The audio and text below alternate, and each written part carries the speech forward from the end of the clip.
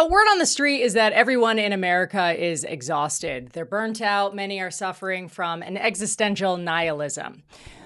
Okay, I have a question for you. How many of you have ever stopped to ask where your country's default belief system comes from? I guarantee almost none of you because people don't do that. That's just not what humans do. So when you are born into this world, wherever you are born, whatever country, you just accept whatever's handed to you, whatever your parents tell you, and you're like, this is where I live. And then from there, you go through a school system or from your parents' teaching, and they tell you and they explain to you why the world is the way that it is or what you're supposed to do in life. Essentially, everything is handed to you as a kid. So it's very rare for somebody to stop, especially as a child, and ask, why do I believe what I believe? Why do I believe what has been handed to me? Now in America, we are having an absence of meaning. And so we have people who are now wondering, why is everybody all exhausted? Some people are not wondering. They just get into comment sections and they just explain or vent why they believe everybody is exhausted. And so that's where I'm feeling like people are not really going online to look for a diagnosis as to what is the problem, as opposed to going online looking for a mirror or a tribe or other people who feel exactly the way that you feel. So essentially, we have people looking for communities to sit there and talk about the grievances of the society that we live in, primarily America, who I believe this video would be for, primarily. And you sit there in the comment section, you're like, man, life just sucks. There's no purpose, right? I'm so lost. There's nothing to do. There's no reason to live. Why do I get up every day to go out and, do essentially nothing when there's nothing to look forward to? Okay, so another question is, yes, when you go online, you can find these tribes who all have the same exact sentiments, but what happens if you run into somebody who isn't miserable? Someone who looks at the same exact world that you look at, but doesn't suffer from existential dread. Now, usually the first instinct, it would be to call this person either a fraud, they're an outlier, they're privileged, or you just try and tune them out. You put blindside them. They're like, oh yeah, whatever. But rarely are you going to admit that maybe this person has some fortitude. That is an acquired skill, not the genetic lottery, but something that they actually worked for to not suffer from this existential dread. Now, let's go into history for a bit because there's always a reason for everything. This is a philosophy channel. I love philosophy. I love thinking about why the world is the way that it is, and then going back into history and saying, okay, well, we're not the first humans who lived here. So there were people before us, and maybe they had some answers. And yes, philosophers did. Philosophers are the thinkers of the world. They sit around thinking, not sitting in a loop. They actually think and they ask the baseline questions of life and then give answers and then work their way back. So Nietzsche talked about the existential nihilism that we're going through right now. He actually said that's what's going to take place when he said God is dead.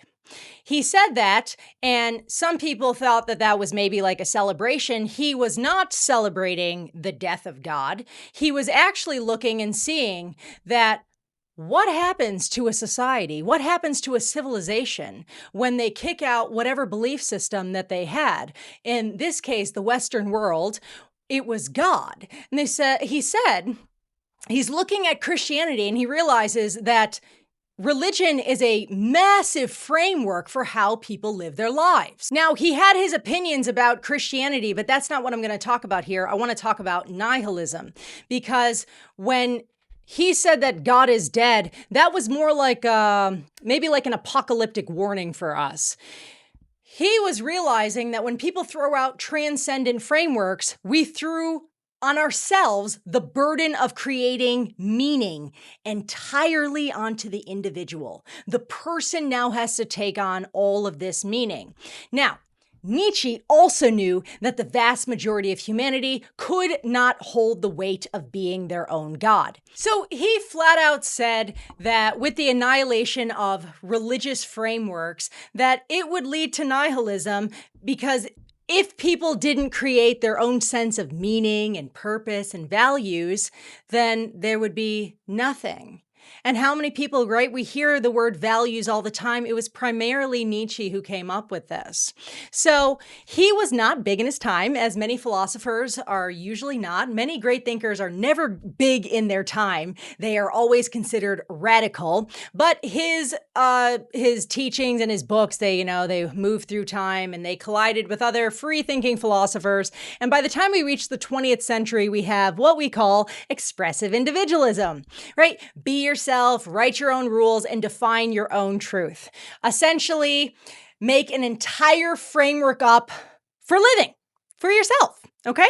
So the self-help industry, it manufactured a false Übermensch. So the Übermensch comes from Nietzsche's book, Thus Spoke Zarathustra. Okay, so it's this idealized individual that Nietzsche said that people would have to become facing isolation and self-doubt, and they would create their own moral framework and narratives to succeed in life.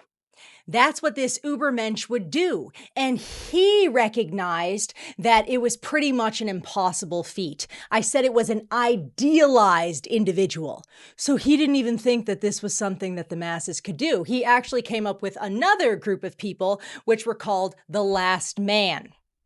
So instead of these Übermensches, these sovereign thinkers, we would have this culture filled with last men, right? They would be built for hedonism, safety, easy comfort, literally what we're seeing today, right? We are literally dying of comfort because we have infinite warm shelter and we have infinite safety essentially in America and zero transcendent purpose, right? Everything is just, it's not even about other people, it's just ourselves. And then technology has pretty much amplified this in every possible way, so we are just dying of comfort in America.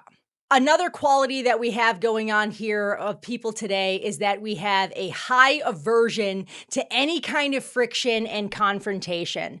So what I'm saying right here in this video is not comprehensive by any means. We have essentially had an amalgamation of a lot of bad ideas, and they're culminating in today. So this is a massive feat for anybody to sit there and really tear apart, but there is a reason for our existential nihilism.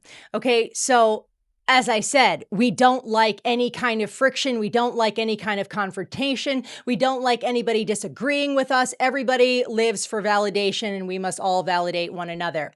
And everything must also be very easy. So that's where we have this massive problem.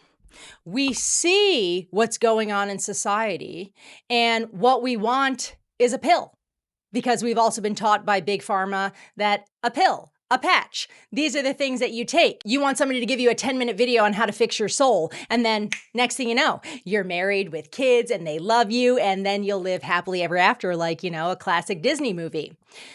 But the cure is not medicine.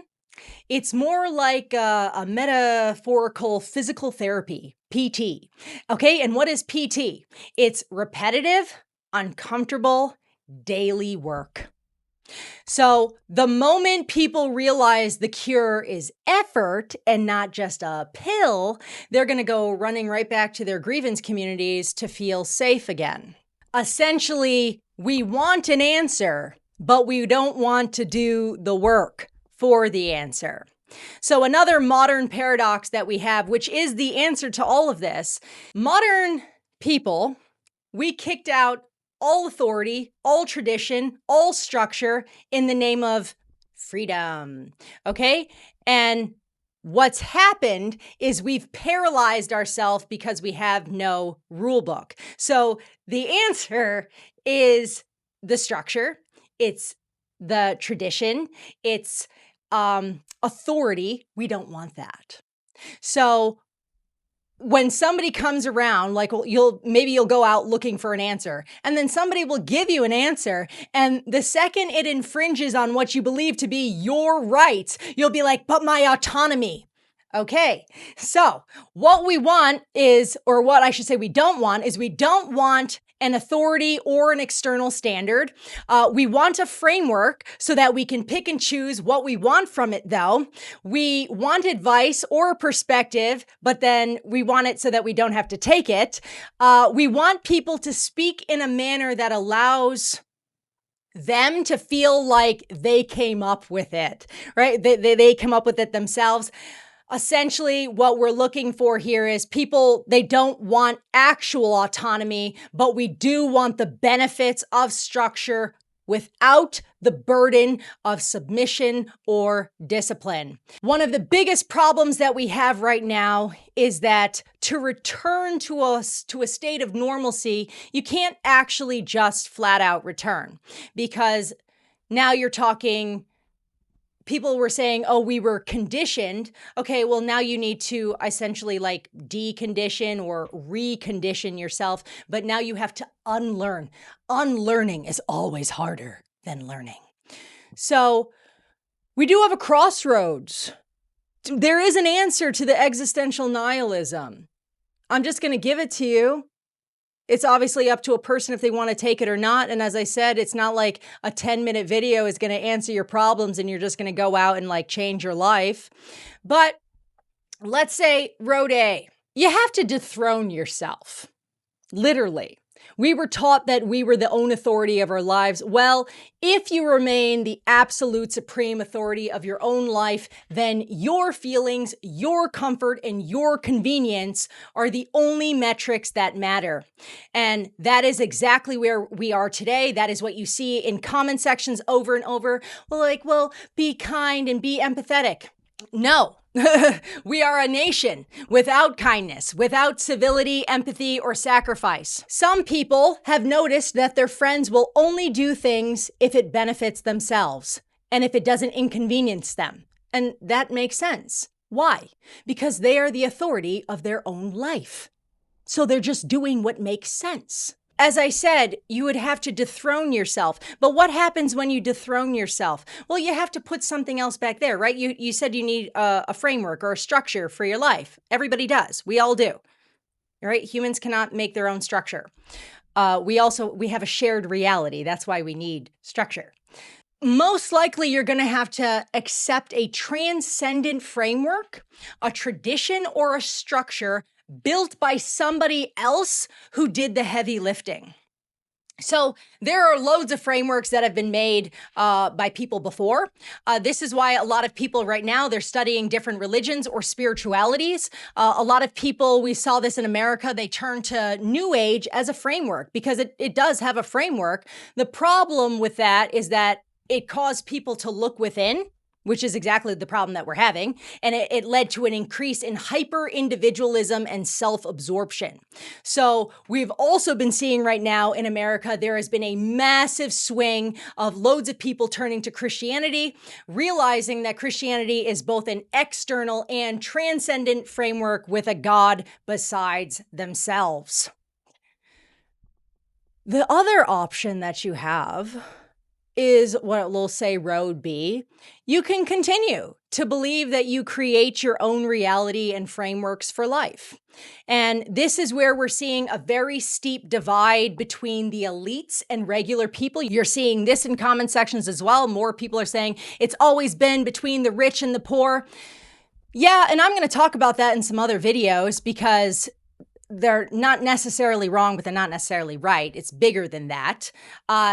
Because you see, in the land of individualism, where you see people who, like the elites, they'll like know people, or they'll be like seriously dialed in people with the ability to go it alone. That allows them to succeed. So that's where you get these elites from. That's essentially kind of like the Ubermenches. And then the millions in the comment sections complaining that the system failed them, but essentially they're what Nietzsche was saying is the last man, people who want the comfort, people who want the entertainment, and it's been predicted. So that is road B. You have to have a sense of humility to accept either you're not going to be that Ubermensch, the elite. You're not going to be able to pull yourself up by the bootstraps because most humans can't do that. We were actually created to be interdependent instead of this individualism that we have in America. That's why it's every man for themselves. And that's the problem. If every person is for themselves, then obviously the best win, right?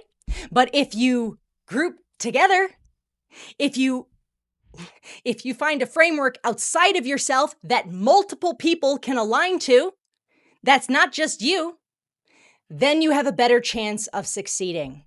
So that's the options that we have. So nihilism is not the end. There are philosophers who have come up with different options, and I've read them.